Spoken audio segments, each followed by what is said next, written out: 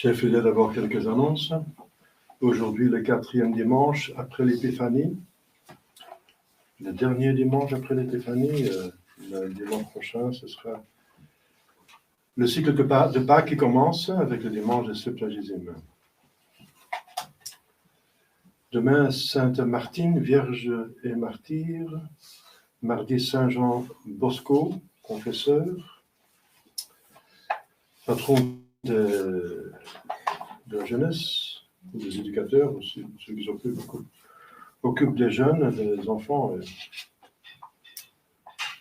parce qu'il sait bien occuper les enfants de Turin. Mercredi 1er février, Saint Ignace, évêque d'Antioche et martyr. Au diocèse d'Angers, le bienheureux martyr d'Abrier. Il y a une fosse là, à Abrier, avec plus que 2000 martyrs.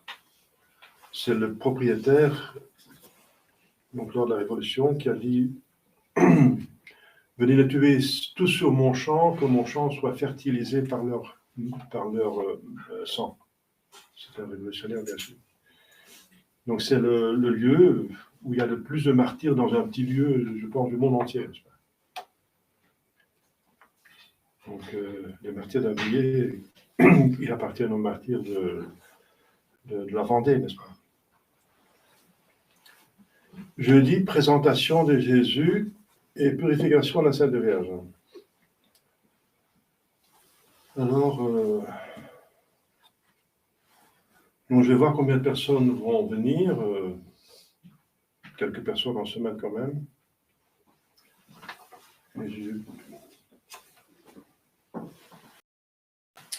Parce que c'est quand même une très belle cérémonie.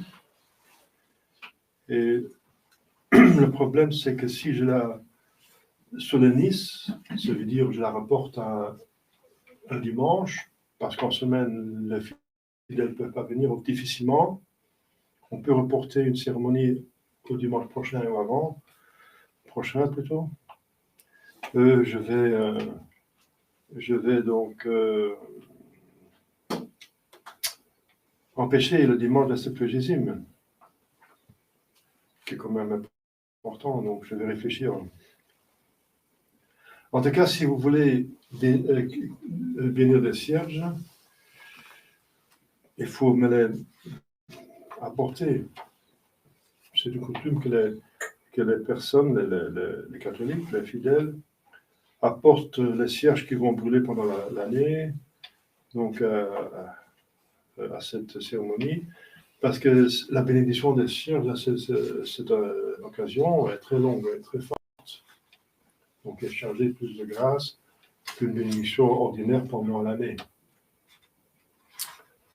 En plus, il y a quelqu'un qui m'a fait la remarque qu'un abbé, n'est-ce pas, a dit qu'il faut des cierges en cire pour cette cérémonie.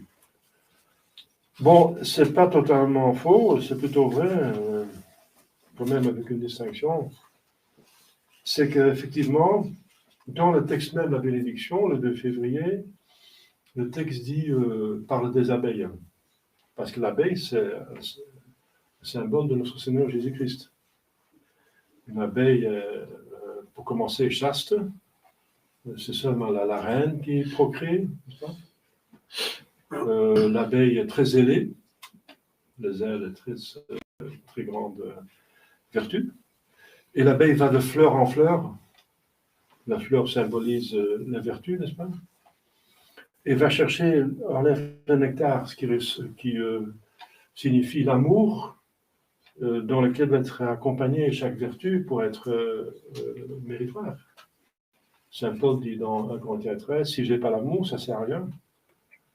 Si je parle la langue des anges, mais je n'ai pas l'amour de Dieu, je ne fais pas par amour de Dieu, ça ne sert à rien. Donc, en plus, ce nectar, il va le collectionner dans sa ruche, et l'homme va s'en servir comme nourriture, et c'est très bon en plus, c'est bon goût, et c'est même un médicament. C'est antibiotique naturel. Et on peut faire des cierges avec pas avec le miel, mais avec la cire, n'est-ce pas? Et le cierge symbolise encore Dieu, n'est-ce pas? La Sainte Trinité, la substance de la cire symbolise Dieu le Père, la mèche Dieu le Fils et la flamme Dieu le Saint-Esprit. Et la flamme elle-même, en soi, elle représente aussi Dieu, n'est-ce pas? Il y a la substance de la flamme qui est plutôt dérivant du feu par excellence, c'est le soleil. Ensuite, il y a la lumière qui est donnée par la flamme, qui est le symbole du Fils, qui est la vérité en Dieu. Et la vérité, c'est comme une lumière pour notre intelligence. Et ensuite, ça donne la chaleur, c'est le symbole de l'Esprit Saint, qui est en Dieu plutôt l'amour. La chaleur symbolise l'amour. Et le froid plutôt la haine. Voilà, donc donc il faut finalement, on ne peut pas mentir dans la liturgie. Donc si le texte parle des abeilles, il faut bien que ce soit la cire d'abeille et pas seulement la paraffine qui vient du pétrole, n'est-ce pas? Le pétrole n'a pas une relation avec les abeilles, je ne pense pas. Je ne pense pas. Donc, alors, qu'est-ce qu'il faut faire? D'autre part, il faut voir la coutume de l'Église de quand même, le 2 février, bénir des cierges, tous les cierges que les fidèles apportent. Et les fidèles ne peuvent pas, tous, et pas tout, enfin, acheter des cierges de cire. Premièrement, ça devient plus difficile à trouver parce qu'il y a une extinction des insectes en général. Et c'est à cause de poison de Monsanto et de Bayer, détruire les insectes enfin, par les paysans qui font ça, n'est-ce pas? D'autre part, c'est dangereux parce que la pollination a besoin d'insectes également. C'est pas si loin qu'en Chine, on fait faire des enfants la pollination avec un pinceau, vous vous rendez compte? Donc, pas d'insectes, pas d'oiseaux, etc. Donc, c'est la catastrophe. Donc, il y a moins d'abeilles, la cire est très chère, et voilà. Alors, qu'est-ce qu'il en est? Eh bien, c'est comme pour le cierge pascal, n'est-ce pas? Je me suis efforcé pour le cierge pascal, qui parle aussi dans l'exultet, n'est-ce pas, de l'abeille et le cire d'abeille, encore le symbole de Jésus-Christ.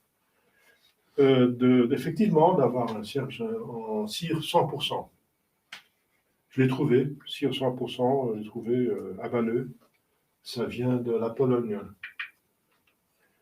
Et là, dans l'Est, c'est encore pas très cher parce qu'il n'y a pas autant extraction, enfin pour une autre raison. Ils n'utilisent pas encore ce poison, n'est-ce pas? Donc la cire, c'est même très bon marché. J'ai été en Ukraine avant la crise, il y a 5 ans. Je ne pouvais pas m'imaginer qu'on allait faire n'importe quoi maintenant. Là. Eh bien, c'était très très bon marché, la cire. La cire en cire. Je l'ai amené le plus possible.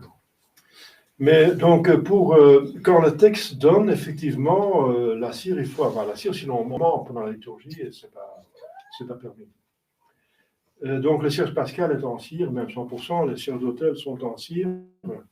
Normalement, ça devrait être la cire blanche, mais c'est très difficile. Je ne trouve pas la cire blanche ou blanchie. Donc, je me contente de cette cire. Bon, l'idéal, c'est la cire blanche, la cierge le plus blanc. C'est déjà bien que c'est 100% de la cire. Il y a très peu de prêtres qui s'en occupent, n'est-ce pas? La plupart des prêtres, sinon presque tous, utilisent de la paraffine. Parce que c'est très difficile à trouver, justement, la cire 100%. Il faut chercher. Et ça coûte de l'argent. Ça coûte.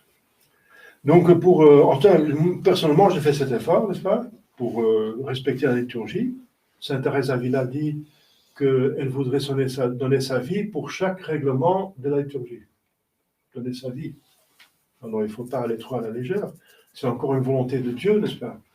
Et faire la volonté de Dieu, c'est l'aimer. Jésus dit, si vous m'aimez, gardez mes commandements. Et c'est croire ce qu'il donne, c'est l'intelligence, c'est l'obéissance d'intelligence. C'est aussi la morale, c'est faire ce qu'il demande, mais aussi la liturgie, c'est l'obéissance de faire comme Jésus, comme l'Église, sous l'inspiration de l'Esprit Saint, a imposé aux prêtres et aux fidèles. Donc, ça, il n'y a pas de problème, je fais en sorte qu'il y ait des cierges en cire.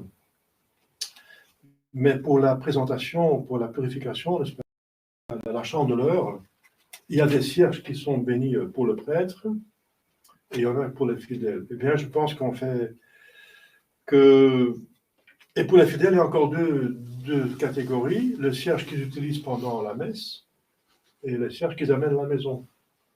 Et je pense que c'est ça, parce qu'il faut voir ce que l'explication des rubriques donnent. Ce sont les cérémoniaires, les cérémoniaux. Les cérémoniaux.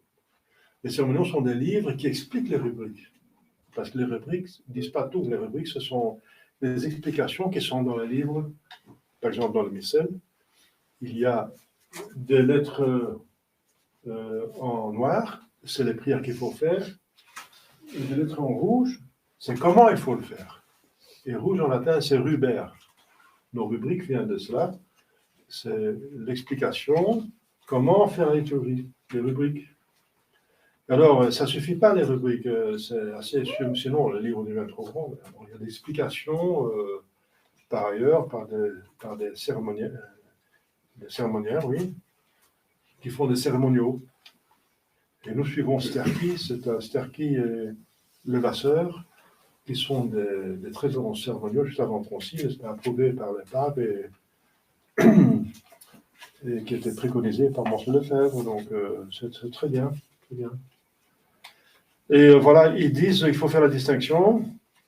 Donc il est marqué très bien que les cierges qui sont utilisés pour la liturgie doivent être en cire. Et cire 100%, si vraiment on ne peut pas, alors on se contente d'un mélange.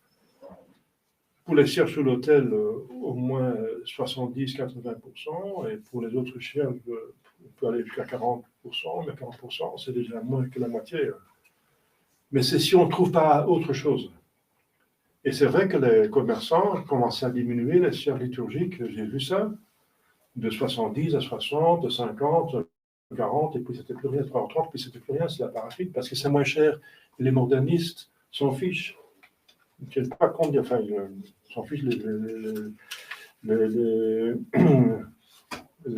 prescriptions de la liturgie, de la rubrique. Alors, je fais la distinction. Donc, les cierges que je vais utiliser pour la purification, ce seront dans la cérémonie, dans la liturgie, ce sera en cire, donc pour vous aussi. Et ceux que vous amenez à la maison peuvent être d'autres cierges, en paraffine, etc. C'est la coutume de l'Église qui aussi, si elle est générale, et il n'y a pas de remarque à partir de la part de Rome, ça veut dire que c'est accepté, et à un certain moment, ça devient une même loi. Donc les sources du droit, c'est aussi les coutumes, n'est-ce pas? Donc je pense que c'est ça la solution. Pour les cierges de liturgie, strictement, ce serait la cire, et pour la dévotion des fidèles, ça peut être la paraffine. Voilà, tout simplement. Voilà. Donc j'ai commandé, parce que mes cierges en cire sont à Alost, j'ai commandé assez de cierges pour les fidèles aussi, pour ceux qui viennent. Voilà, c'est l'explication que je vous donne, mais vous avez le droit de savoir ce qui se passe. Alors vous êtes plus assidus à la liturgie, et vous allez comprendre, c'est pas n'importe quoi, mais que tout est vraiment très sain et avec beaucoup de signification et de profondeur. Voilà. Ça intéresse de la Villa pour les donner sa vie pour chaque rubrique de l'Église. C'est l'esprit de l'Église, c'est l'esprit de... Et une sainte ne peut pas exagérer, sinon l'exagération c'est un mensonge, donc elle ne peut pas mentir. Voilà. Alors le vendredi, c'est le premier vendredi du mois. Et voilà, il y a encore la commémoration de Saint-Blaise. À la Saint-Blaise, il y a 2 cierges qui sont bénis. Encore, ça va être la cire, bien sûr. Et qui, comme vous savez, une prière spéciale de Saint-Blaise en imposant les cierges sur votre cou pour guérir les maladies de gorge et toute autre maladie. Voilà. Mais si vous ne pouvez pas venir en semaine, je pourrais imposer ça. La bénédiction des cierges va avoir lieu le 3 février, mais l'imposition des cierges aux fidèles et aux personnes malades peut être faite pendant toute l'année, bien sûr. Donc, c'est le premier vendredi du mois. Donc, on va essayer de célébrer la messe du Sacré-Cœur, comme le Sacré-Cœur demandait à Sainte Marie de Marie, le premier vendredi du mois, de faire une dévotion au Sacré-Cœur spéciale. Le samedi, c'est le premier samedi du mois, et c'est Saint-André Corsini et évêque confesseur, troisième classe. Et on peut faire la messe du Cœur Immaculé, comme la Sainte Vierge a demandé à Fatima, pour donc vénérer le Cœur Immaculé de Marie les premiers samedis du mois. Et dimanche prochain, comme je vous ai dit, on change dans le deuxième cycle de l'année. On termine le cycle de Noël, autour de Noël, et on commence le cycle qui a rapport à la Pâque. On commence avec l'avant-carême. On en parlera dimanche prochain. Au nom du Père et des Fils et du Saint-Esprit, ainsi soit-il. Chers fidèles, voici un deuxième sermon. Je ne vais pas traîner trop longtemps, mais je trouvais quand même important de vous dire un petit mot sur la liturgie. C'est quand même une des trois parties importantes du dépôt de la foi. Il y a trois parties importantes. C'est le dogme, ce qu'il faut croire, c'est la morale, ce qu'il faut faire, et alors les moyens de grâce, comment nous sommes aidés. Donc c'est quand même trois parties. La troisième partie qui n'est pas à négliger, n'est-ce pas? Chaque partie a son importance. Allez enseigner, faites garder mes commandements et baptiser. C'est les trois charges que notre Seigneur Jésus-Christ a données à son Église. Ici, chers fidèles, je ne vais pas quand même passer cet évangile parce qu'il est très important. Pourquoi?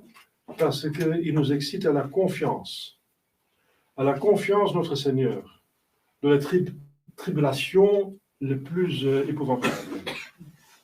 Eh bien, nous sommes en plein dedans.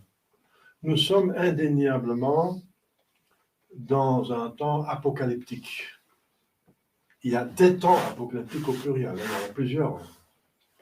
Le livre L'Apocalypse a été écrit en 1994.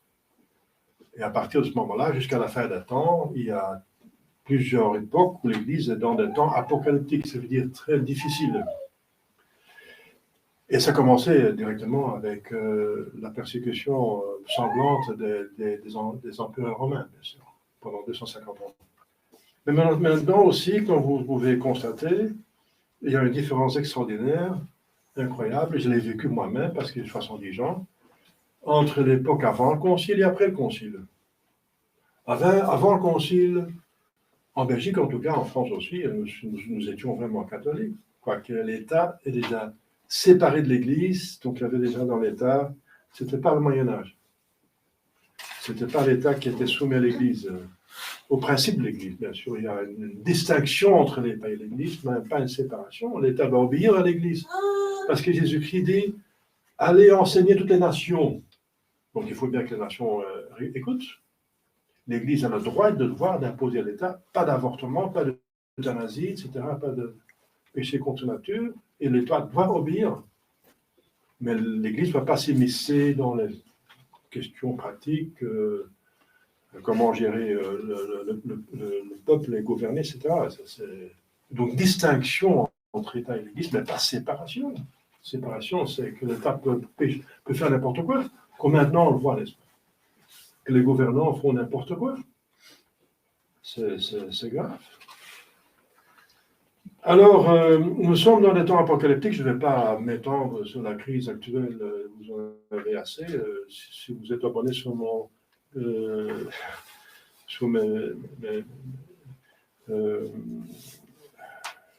mes sites, de Telegram, etc., YouTube, vous en serez assez. Pourquoi? Parce que ça touche l'Église. C'est tellement grave que ce n'est pas une question temporelle seulement. ça nous touche l'Église aussi. Et même l'Église est ciblée. La cible de la franc-maçonnerie, c'est l'Église catholique. Ils l'ont vu détruire physiquement, comme je vous ai dit plusieurs fois, lors de la Révolution française. Ça n'a pas réussi. L'Église a continué à exister. Ils ont été obligés de signer le Concordat de Napoléon. Mais après, ils ont décidé au XIXe siècle de casser l'Église par l'intérieur. Et il y a encore un document très important, que je vais en parler, je pense, en conférence. C'est donné par Stratégica, et je l'ai mis sur Telegram, et qui donne les détails de l'infiltration prouvée, n'est-ce pas? Bonini, c'est un franc-maçon, c'est lui qui a fait la nouvelle messe, et il dit, je vais détruire la liturgie, je vais la rendre invalide. Effectivement, si on fait une étude théologique de la messe, nouvelle messe, la consécration est invalide. Si on n'ajoute pas quelque chose de soi-même, si on suit les textes, il manque quelque chose d'essentiel pour la validité de la consécration, c'est l'intention de rendre le calvaire présent, de rendre la passion présente. Et c'est plus exprimé par les textes parce qu'il fallait plaire aux protestants, les anglicans, les schismatiques orientaux, les protestants surtout, qui ne veulent pas accepter que la messe soit un sacrifice. Donc, Bonini, qui rend la messe, alors Bacci, n'est-ce pas? Encore le détail de Bacci, ils ont leur nom même de code, avec la lettre qu'ils envoient au grand maître de Grand Orient. Ils disent, oui, maintenant je vais détruire l'Église tout simplement. J'arrive à détruire l'Église. On va y arriver à notre but. Un évêque qui dit ça. Enfin, c'est un évêque, c'est un intrus, bien sûr. Un intrus, un infiltré. Eh bien, il dit comment? Il dit, on m'a nommé préfet de la congrégation des évêques, et c'est lui qui va décider des évêques. La première chose qu'il va faire, c'est imposer un âge de retraite, 75 ans. Donc, il y a toute la vieille garde, n'est-ce pas, qui était envoyée à la maison, n'est-ce pas? Et il y a tout d'un coup un vacuum, un vide énorme de, je ne sais pas combien d'évêques, parce qu'il y avait à l'époque plus que 2500 évêques. Disons qu'il y avait des centaines d'évêques et des cardinaux, n'est-ce pas, qui sont renvoyés à la maison. Eh bien, il les a remplis par des pédophiles, des homosexuels, des satanistes et des francs-maçons. Alors, ça va très vite pour détruire l'Église. Hein. Alors, vous voyez tous ces évêques, comme maintenant l'évêque d'Anvers, n'est-ce pas, qui d'abord, il dit, je respecte les homosexuels, la vie des homosexuels, la manière de vivre des homosexuels. Maintenant, il va dire, il faut respecter l'homosexualité. Mais c'est un péché contre nature, n'est-ce pas? Ça détruit la morale de l'Église. Mais ce ne sont pas des évêques, arrêtez, ce ne sont pas des évêques, ce sont des ennemis qui ont pris la place. Maintenant, c'est prouvé absolument, on a les preuves, donc c'est clair. Avant, on voyait bien que c'était des francs-maçons, et on avait la certitude morale, et on avait des indications à gauche et à droite, mais maintenant, on a trouvé vraiment les preuves, les documents, les lettres, etc., parce qu'il y a toujours des gens qui parlent, etc., il y en a qui se convertissent et qui dénoncent, heureusement. Donc, chers fidèles, nous sommes dans cette tempête où, finalement, l'Église est ciblée par l'attaque des méchants, n'est-ce pas? Des gens qui veulent installer un gouvernement mondial, qui sont la tyrannie, etc., finalement, ils présentent ça sous la forme de bien, n'est-ce pas, la paix entre les peuples. Mais ce n'est pas la paix, vous voyez, c'est la guerre. Toutes ces institutions, n'est-ce pas, qui sont faites pour la paix et pour garantir la paix, comme l'ONU et l'OTAN, c'est finalement pour la paix. Mais maintenant, vous voyez, c'est la guerre qui cause. C'est la guerre. C'est la guerre. Bien sûr, Poutine est entré, il a commencé la guerre, mais c'est pas. Non, il n'a pas commencé la guerre. Il y avait déjà, à partir de 2014, la guerre au Donbass. Et ce sont des Russes qui habitent au Donbass. La guerre a commencé avant. C'est pas Poutine qui a commencé la guerre. La guerre a commencé par l'Ukraine elle-même en s'attaquant au Donbass. Et les gens étaient tués, n'est-ce pas? Mais ça n'apparaît pas dans les médias. Enfin, je ne vais pas parler trop de la politique, mais je veux dire, je parle quand même de la politique quand ça touche l'Église et la morale, n'est-ce pas? Il faut en parler. Il faut en parler. Parce que justement, une politique qui est comme Charlemagne, comme Charles Quint, n'est-ce pas, comme Saint-Louis, comme Saint-Éric de Suède, comme Saint-Olaf de Norvège, comme Saint-Étienne de Hongrie, comme Charles Quint, alors l'Église va fleurir quand le pouvoir est catholique. C'est l'expansion, c'est la chrétienté, n'est-ce pas? Et si le pouvoir est hostile, comme les empereurs romains, c'est une Église persécutée. Voilà, ici nous sommes dans les catacombes, n'est-ce pas? Nous sommes persécutés, etc. Moi, j'étais déjà, comme vous savez, en prison, j'étais chassé de Belleuil, etc. Pourquoi? Parce que je suis véridique, un vrai prêtre, n'est-ce pas? On veut se débarrasser de l'Église catholique parce qu'elle dérange. Alors, elle dérange parce qu'elle ne permet pas à tout ce libertinage. Alors, nous sommes dans les temps apocalyptiques parce que tout ce que vous savez, déjà, je ne vais pas répéter tous les problèmes qui se posent actuellement, mais ce sont des problèmes très, très, très graves. Très graves. Le même document, n'est-ce pas, il dit qu'il y a 8 millions d'enfants qui sont abusés par la Kabbale. 8 millions. Je ne parle pas des 50 millions qui sont avortés tous les années. Alors, je parle seulement d'un seulement un élément, n'est-ce pas, de la crise. Alors, nous sommes vraiment dans les temps... Mais il ne faut pas se laisser perturber, n'est-ce pas, si on voit que tout ce qui va mal, il y a deux réactions. Les gens ne veulent pas savoir, ils mettent leur tête dans le sable, c'est l'autruche, n'est-ce pas? Et ils disent c'est tout du complotisme, n'est-ce pas? C'est pas vrai. C'est pas vrai parce qu'ils n'ont pas de solution. Et ça va les inquiéter, ça va pourrir leur vie, n'est-ce pas? C'est parce qu'ils n'ont pas de solution qu'ils ne veulent pas savoir. Parce que si quelqu'un est confronté avec un grand problème, il n'a pas de solution, il est inquiet, il ne se sent pas bien, voilà. Ils ne veulent pas savoir. Parce qu'ils n'ont pas de solution. Ils vont faire avec, ils vont être... Et s'il devient malade, tant pis, s'il meurt, tant pis, finalement, donc ils s'en fichent. Parce qu'ils n'ont pas de solution. Mais pour nous qui avons la solution, parce que le bon Dieu permet la main en vue d'un plus grand bien, nous connaissons le plus grand bien. Il y a toujours l'alléluia dans le cœur d'un chrétien, même s'il est martyrisé, n'est-ce pas?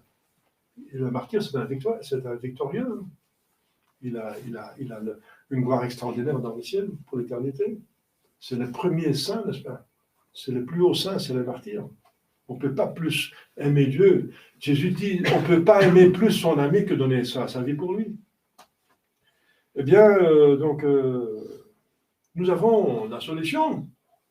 Et c'est pour ça que nous sommes forts, assez forts pour entrevoir les problèmes, les envisager. Parce que si on ne voit même pas de problème, on ne peut surtout pas trouver la solution. Pour avoir une médication, il faut avoir bien une bonne diagnose. La bonne diagnose, c'est déjà la moitié de la solution, la moitié de la médication. Donc, il faut bien situer le problème pour savoir quelle est la solution. Donc, nous avons cette force, et c'est la force de notre Jésus-Christ. C'est l'optimisme, n'est-ce pas? Que si tout va bien, on remercie le bon Dieu, si tout va mal, on supporte avec la grâce. On a toujours la grâce, assez de grâce pour supporter. Et ensuite, on mérite entre-temps. On mérite. Bien sûr, il faut faire son possible pour sortir du pétrin. Mais on est encore aidé par le bon Dieu pour tout ce qui est nécessaire. Dans l'Apocalypse, c'est encore marqué que les fidèles auront toujours la nourriture suffisante et les médicaments suffisants, n'est-ce pas? Sauf si le bon Dieu décide de mourir, tout le monde va mourir un jour. Ça, c'est sûr. Et ça, c'est la bonne nouvelle, que Jésus est sur le bateau. Alors, bien sûr, son humanité dort. Mais ils savent très bien que Dieu ne dort jamais. Jésus est en même temps Dieu et homme. Et c'est pour ça que Jésus les reproche, vous êtes homme de peu de foi. Homme de peu de foi. Pourquoi vous avez peur, homme de peu de foi? J'ai déjà prouvé que je suis Dieu. Il a changé l'eau du bon vin à Cana. Il a ressuscité, il a guéri des malades. En un instant, juste, avec une parole, il a touché avec sa main, etc. Il guérissait tous les malades. Alors, voilà. Jésus n'est pas changé, c'est toujours le même. Et son Église est impérissable. Et nous sommes une petite partie de cette Église, même si l'Église est petite, parce qu'il y a la persécution, l'apostasie générale, parce que les gens se laissent prendre. La crise dans l'Église, c'est une infiltration, donc c'est pas clair. Les gens sont trompés, n'est-ce pas? Mais c'est pas possible que toute l'Église soit dans la dérive. Et nous avons fait un effort pour appartenir à cette Église qui est consciente d'être Église et de tout, n'est-ce pas? Et de continuer. Et nous sommes une base pour l'avenir. Donc, chers fidèles, une confiance illimitée. Pourquoi? Parce que Dieu est infini. Infiniment bon, il veut faire le bien. Et infiniment puissant, donc il peut faire le bien. Et infiniment sage, donc il sait exactement dont nous avons besoin. Et on ne peut pas douter que Dieu est tout puissant, sinon on est hérétique, c'est pas possible. Même Aristote l'a prouvé scientifiquement par la philosophie que Dieu est tout puissant. On peut le prouver scientifiquement par la philosophie, la vraie philosophie, bien sûr. Aristote, le païen, a prouvé que Dieu est infiniment sage et bon. Il a prouvé tout ça. Donc, c'est même pas un point de foi. C'est prouvé scientifiquement. Mais pour les gens qui ne sont pas tellement doués, la philosophie, c'est un talent, finalement, être philosophe. Eh bien, on a la foi. On ne peut pas douter que le Tout-Puissant, qui peut tout faire, qu'il est infiniment bon, qu'il veut nous faire du bien, et qu'il est infiniment sage, qu'il sait exactement dont nous avons besoin. Eh bien, ce sont les trois propriétés de Dieu qu'il faut se mettre devant les yeux, n'est-ce pas? Et vivez en paix, vivez en bonheur. On peut avoir le bonheur en plein danger, en plein problème. Comme les chrétiens qui étaient, les saints qui étaient les chrétiens qui étaient persécutés pouvaient encore chanter, n'est-ce pas? Chanter Dieu, n'est-ce pas? Voilà, donc un évangile d'espoir, et pas seulement un espoir imaginaire, sur des choses autosuggestion, etc. Non, objectivement, absolument certain et sûr, Dieu existe, Dieu est bon, Dieu nous a destinés pour le ciel, et tout le mal vient du péché des hommes et des anges déchus, et si on supporte, nous, il ne faut pas pécher, avec la grâce de Dieu, avec sa bonne volonté, et en supportant les suites du péché, n'est-ce pas, qui existe maintenant, tout ce qui est fâcheux, n'est-ce pas, on mérite la patience dans les épreuves, voilà. Et ça mérite le ciel, ça vaut la peine, n'est-ce pas? Demandons à la Sainte Vierge de bien comprendre ces mystères et de les appliquer dans notre vie. Au nom du Père et du Fils et du Saint-Esprit, ainsi soit-il.